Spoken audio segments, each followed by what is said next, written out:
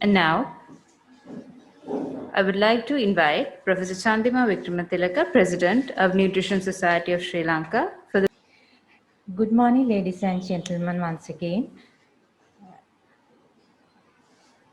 I thought of talking on a timely topic because COVID-19 pandemic has placed an extraordinary burden on healthcare system all over the world.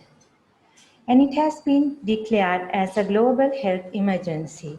So today I'll be talking to you on ethics in research during COVID-19 pandemic, BNIT or PNIT. During my presentation, I will take you through these areas. Why do we need research more during COVID-19 pandemic? What are the outcomes of substandard research? What are the basic principles of research ethics? And how to maintain the ethical standards during COVID-19 pandemic in research?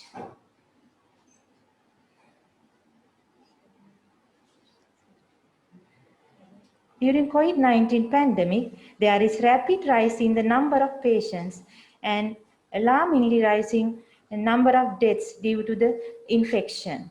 And also there are uncertainties in the pathology, natural cause of the disease, management and the prevention of COVID-19.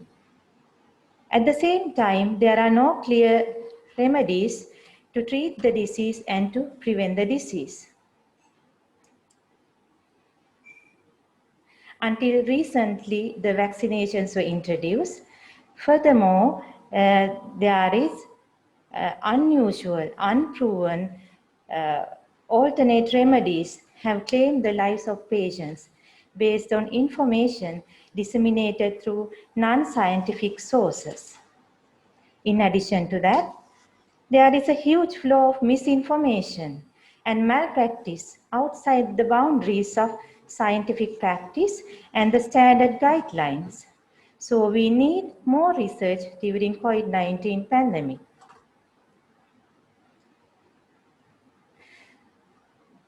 So in order to improve the healthcare response to COVID-19, research is essential and there is a big demand for research evidence.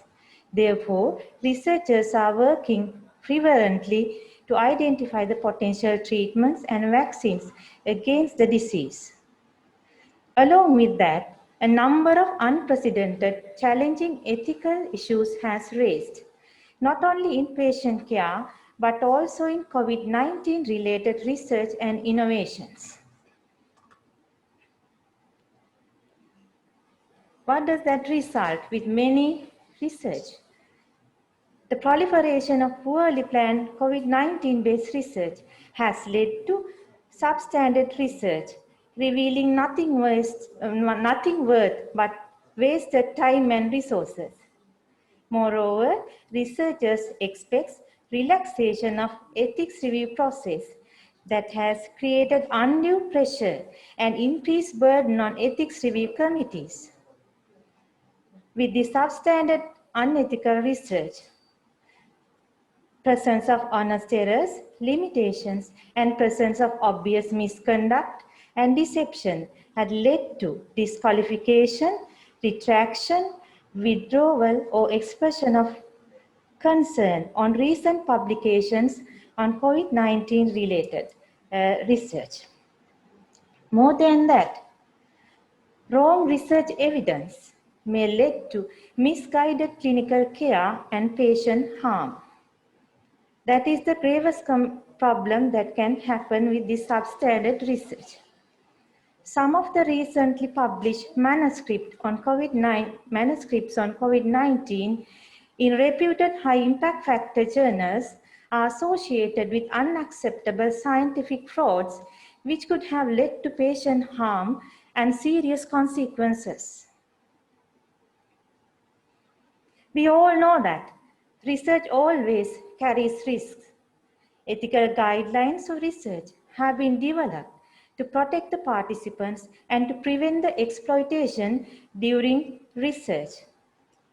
In global health emergencies, the factors such as disruption, family separation, lack of access to basic resources and services, fear, distress, powerlessness, and high level of uncertainty can lead to increased risk of exploitation of participants during research. Sometimes patients may feel that agreeing to take part in the research is the only option that they have. So these ethical guidelines are there to protect the participants and to promote the high quality research. There are fundamentals of research ethics to be adhered during any type of human research at any time. They are known as pillars of ethics: autonomy, beneficence, non-maleficence, and justice. Autonomy gives consideration to the individual's view on taking part in research, and that guarantees right to self-determination to take part or not to take part in research. Informed consent is the mechanism that we use to ensure the respect for autonomy, making the participant feel free to refuse participating in research. Informed consent is the informed voluntary permission given by a capacitous individual or competent individual to engage in research, where that permission is based on full information about the research. Full information basically includes the reason for doing the research and the risks and benefits of research. Beneficence describes that minimizing benefits and maximizing benefits and minimizing harms during research. The researcher should be sensitive to the welfare and the interest of the participant. Non-maleficence defines that there should be no harm comes to participant during research due to act of commission or omission. Researchers should try to minimize all foreseeable risks in the research. The research always has risks and benefits. During the process, we review the balance between the two. Justice during research is giving each participant what is due for him or her.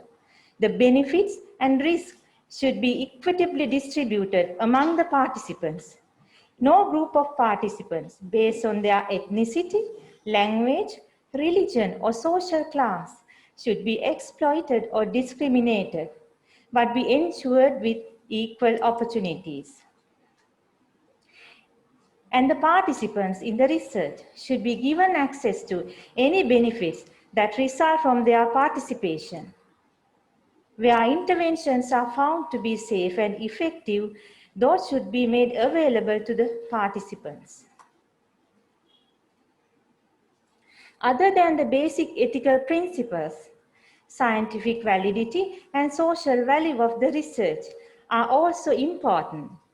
Scientifically unsound research is believed to yield unreliable data and ends up with invalid conclusions. That is a waste of resources, and it is unethical to engage in such research. Social value of the research highlights the contribution of the research to the well-being of the society and the living of the community. Who are the responsible bodies to maintain these standards? The research teams, ethics review bodies, funders, publishers, and manufacturers are the main stakeholders of the process. They are expected to follow the key universal ethical standards laid down by various professional bodies to ensure the ethical research during COVID-19 outbreak as well. How to maintain these standards?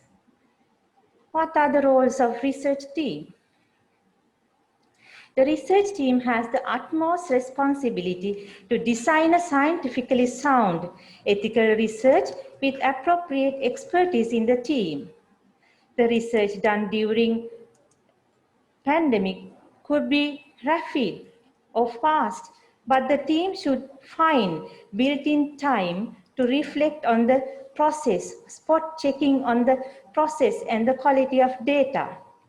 And also, The most important thing is getting feedback from the participants is essential during this period of COVID-19 pandemic and global health emergencies, according to the new guidelines published by NAFIL Council on Bioethics and WHO in 2020. Because during these eras, people should not be asked to take part in health research when their basic needs are not being met, which have created a magnitude of socioeconomic turbulence and health turbulence. They are deprived of their basic needs.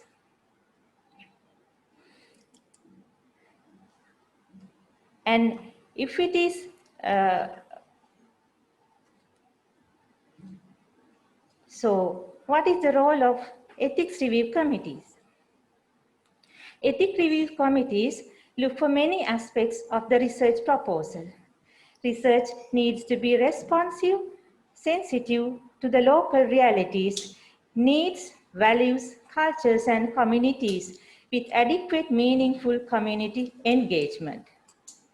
And the ethics review committees need to review the proposal to see whether they have adhering to the basic principles of ethics, unless those are routine public health activities related to surveillances, not as research. If those are public health surveillances, they may not need ethical approval. And the research methodology should be assessed for scientific validity and also whether they are adhering to the ethical principles. And when they are assessing the research methodology for scientific validity, have to consider the potentially stressed up clinical resources during the pandemic.